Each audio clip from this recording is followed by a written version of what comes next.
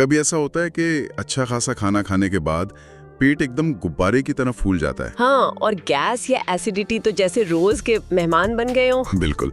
तो अगर ऐसा होता है तो आज हम एक जासूसी करने वाले हैं। सोर्स बताते हैं कि असली मुजरिम शायद हमारी प्लेट में नहीं है। हाँ, बल्कि हमारी उन आदतों में छिपा है जो चुपके से हमारे पाचन पर हमला कर रही हैं। सही कहा। हम पाचन को बहुत हल्के में लेते हैं, सोचते हैं कि ये बस पेट का काम है, पर ये एक बहुत ही कॉम्प्लेक्स नेटवर्क है जो हमारे दिमाग से भी जुड़ा है। हमारे दिमाग से, हमारी भावनाओं से और हमारी पूरी दिनचर्या से। तो आज की हमारी पड़ताल का मकसद उन्हीं छिपे हुए मुजरिमों को बेनकाब करना है। और पता है, सोर्स में एक बड़ी दिलचस्प बात लिखी है। अक्षय कुमार, विराट कोहली, यहाँ तक कि अमिताभ बच्चन। अच्छा। हाँ, इन सबको भी पाचन से जुड़ी दिक्कतें थीं, पर उन्होंने अपनी आदतें बदलकर इसे ठीक किया। मतलब ये प्रॉब्लम किसी को भी हो सकती है। हाँ, सेलिब्रिटीज को भी गैस होती है, बस उनकी शायद साइलेंट होती होगी। तो चलिए आज का मिशन शुरू करते हैं। हाँ, एक एक करके उन 10 छिपे हुए कारणों की तह तक जाएंगे जो सोर्स में बताए गए हैं। ठीक है, तो हमारी जासूसी शुरू होती है डाइनिंग टेबल से। पहला सुराग है तेजी से खाना। मुझे एक बात हमेशा हैरान करती है। हम सब जानते हैं कि धीरे धीरे चबाकर खाना चाहिए, पर कोई करता नहीं। हम सब जल्दी में हैं। तो सोर्स इसे इतनी बड़ी समस्या क्यों मानता है? क्योंकि पाचन की प्रक्रिया पेट में नहीं, मुंह में ही शुरू हो जाती है। मुंह में? जी, जब हम खाना चबाते हैं तो हमारी लार, जिसे सलाइवा कहते हैं, उसमें कुछ पाचक एंजाइम होते हैं और वो खाने को वहीं पर तोड़ना शुरू कर देते हैं। ये पहला और सबसे जरूरी स्टेप है। अच्छा। जब हम जल्दी जल्दी खाते हैं तो हम खाना निगलते हैं, चबाते नहीं। इससे ये पहला स्टेप पूरी तरह से बाईपास हो जाता है। ओह, तो मतलब हम पेट पर वो काम भी थोप देते हैं जो असल में मुंह का था। हाँ। बेचारे पेट को डबल शिफ्ट करनी पड़ती है। एग्जैक्टली। सोर्स में एक उदाहरण था, जैसे मिक्सर ग्राइंडर में बड़े बड़े टुकड़े डाल दें तो मोटर अटक जाएगी। बिल्कुल वही बात है। हमारा पेट भी वही मशीन है। जब बिना चबाया हुआ खाना पेट में पहुंचता है तो उसे पचाने के लिए पेट को कई गुना ज्यादा एसिड बनाना पड़ता है। और फिर होती है एसिडिटी और भारीपन। समझ गया। अच्छा, खाने की बात हो गई, लेकिन खाते वक्त जो हम गटागट पानी पीते हैं उसका क्या? ये भी एक बहुत बड़ी गलती है। घर में बड़े बुजुर्ग हमेशा टोकते थे। क्या इसके पीछे भी कोई साइंस है? इसके पीछे पक्का साइंस है। हमारे पेट में खाना पचाने के लिए एक बहुत शक्तिशाली एसिड होता है। उसे आप पाचन की आग समझ सकते हैं। पाचन की आग? हाँ, जब हम खाने के साथ या तुरंत बाद ढेर सारा पानी पी लेते हैं तो हम उस एसिड को पतला कर देते हैं। हाँ। उसकी शक्ति कम कर देते हैं। तो ये उस आग को बुझाने जैसा है। बिल्कुल, जैसे आप बहुत चिकनाई वाले बर्तनों को सिर्फ ठंडे पानी से धोने की कोशिश कर रहे हो, साफ नहीं होंगे ना? नहीं, बिल्कुल नहीं। उसी तरह जब पेट का एसिड पतला हो जाता है तो वो प्रोटीन और फैट को ठीक से तोड़ नहीं पाता। खाना अधपचा रह जाता है, जो आंतों में जाकर सड़ता है और फिर गैस और ब्लोटिंग पैदा करता है। तो नियम क्या है? सोर्स का नियम बहुत सीधा है।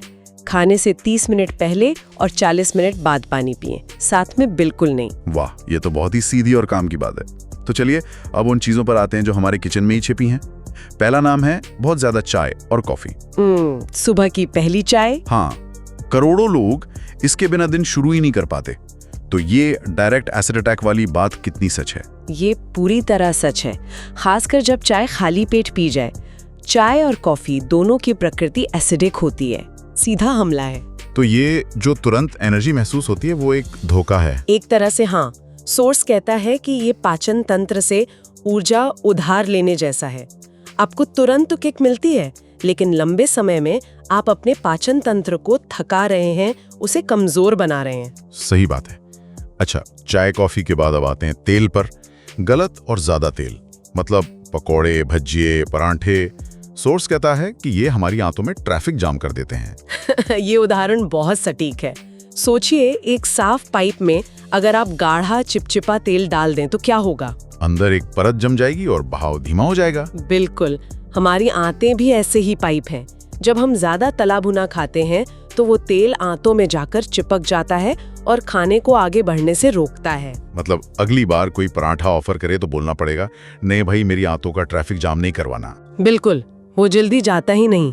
इससे पाचन की पूरी प्रक्रिया धीमी पड़ जाती है। खाना आंतों में ज्यादा देर तक रुका रहता है, जिससे गैस और भारीपन होता है। अब एक ऐसे मुजरिम की बात करते हैं जो सुनकर कई लोग चौंक जाएंगे। गेहूं के प्रोडक्ट्स का ज्यादा सेवन, ये थोड़ा शॉकिंग है। रोटी तो हमारा स्टेबल फूड है। हाँ, और यहाँ एक बहुत जरूरी बात समझनी होगी। सोर्स ये नहीं कह रहा कि रोटी खराब है। तो फिर समस्या क्या है? समस्या है सिर्फ रोटी पर हमारी अत्यधिक निर्भरता। आज हमारी डाइट कैसी हो गई है? सुबह ब्रेड या पराठा, दोपहर में रोटी, शाम को बिस्किट, रात में फिर रोटी। सही बात है, सब कुछ गेहूं के इर्द गिर्द ही घूम रहा है। एग्जैक्टली। जब हम सिर्फ गेहूं खाते हैं तो हम फाइबर के दूसरे जरूरी स्रोत जैसे दालें, सब्जियां, बाजरा, रागी, इन सबको नजरअंदाज कर देते हैं। और जो आजकल का आटा आता है उसमें फाइबर भी कम होता है। पानी सोखता है और फूल जाता है। इससे भारीपन और कब्ज की शिकायत होती है। संतुलन ही कुंजी है। तो अब तक की पड़ताल से ये साफ है कि हम क्या खाते हैं और कैसे खाते हैं, दोनों जरूरी हैं। लेकिन अब उन आदतों पर आते हैं जो हमारे लाइफस्टाइल से जुड़ी हैं। आपने फाइबर की बात की। सोर्स कहता है फाइबर की कमी पाचन की सबसे बड़ी समस्याओं में से एक है। फाइबर हमारे पाचन तंत्र का हीरो है। इसे आसान भाषा में समझें तो फाइबर हमारी आंतों के लिए एक झाड़ू की तरह काम करता है। झाड़ू की तरह? हाँ, ये खुद पचता नहीं है, लेकिन अपने साथ आंतों में जमा गंदगी और अधपचे खाने को लेकर आगे बढ़ता है और शरीर से बाहर निकालता है। वाह, मतलब बिना झाड़ू के घर गंदा ही रहेगा। बिल्कुल। जब डाइट में फाइबर नहीं होता तो खाना आंतों में ज्यादा देर तक रुकता है, सड़ता है, और यही गैस और ब्लोटिंग का सबसे मुख्य कारण बनता है। और फाइबर की कमी का असर हमारी एक और बुरी आदत से जुड़ जाता है, देर रात डिनर करना। ये तो मेरी कहानी है। ऑफिस से देर से आओ, फिर 10-11 बजे खाना खाओ। उस वक्त पेट बेचारा कंफ्यूज्ड हो जाता है। वो सोचता होगा, भाई ये सोने का टाइम है या काम पर लगने का? बिल्कुल। हमारे शरीर की एक अपनी घड़ी होती है जिसे सर्केडियन रिदम कहते हैं। उसे पता है कि कब सोना है और कब जागना है। जैसे ही सूरज ढलता है, हमारा पाचन तंत्र भी धीमा होने लगता है।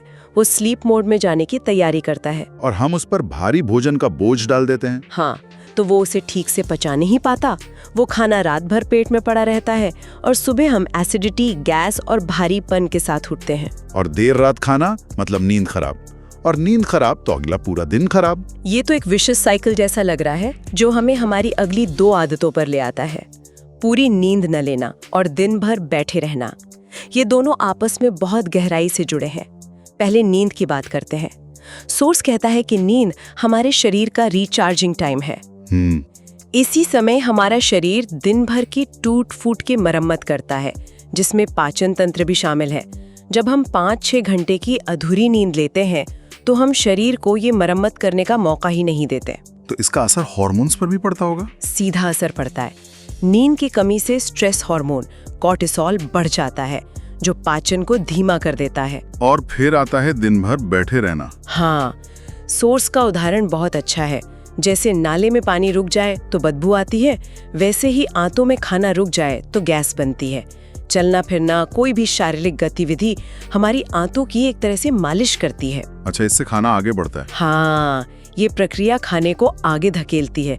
तो जब हम घंटों तक अपनी चेयर पर बैठे रहते हैं तो हम सिर्फ काम नहीं कर रहे होते, बल्कि अपने पाचन को भी पॉज बटन पर डाल देते हैं। चेयर सच में डाइजेशन की दुश्मन है। बिल्कुल। बैठने से ये प्राकृतिक प्रक्रिया लगभग रुक जाती है, जिससे कब्ज और ब्लोटिंग होती है। ठीक है, तो हमने 9 मुजरमों को पकड़ लिया है। खाना, पीना, सोना, चलना। लेकिन सोर्स कहता है कि इन सब के पीछे एक मास्टरमाइंड है जो कंट्रोल रूम में बैठा है, और वो है तनाव और ज्यादा सोचना। हाँ, स्ट्रेस। ये थोड़ा अजीब लगता है। टेंशन दिमाग में है तो पेट में गड़बड़ क्यों होती है? इनका डायरेक्ट कनेक्शन क्या है? ये सबसे जरूरी और सबसे दिलचस्प कनेक्शन है। इसे ब्रेन गट एक्सिस कहते हैं। हमारा दिमाग और हमारा पाचन तंत्र एक दूसरे से सीधे बात करते हैं। ओके। जब हम तनाव में होते हैं तो हमारा शरीर इमरजेंसी मोड में चला जाता है। इसे फाइट और फ्लाइट, यानी लड़ो या भागो की प्रतिक्रिया कहते हैं। ये तो सुना है। अब सोचिए, अगर किसी के पीछे एक शेर पड़ा है, उस वक्त शरीर की प्राथमिकता क्या होगी? भागकर जान बचाना या खाना पचाना? जान बचाना जाहिर है। बिल्कुल।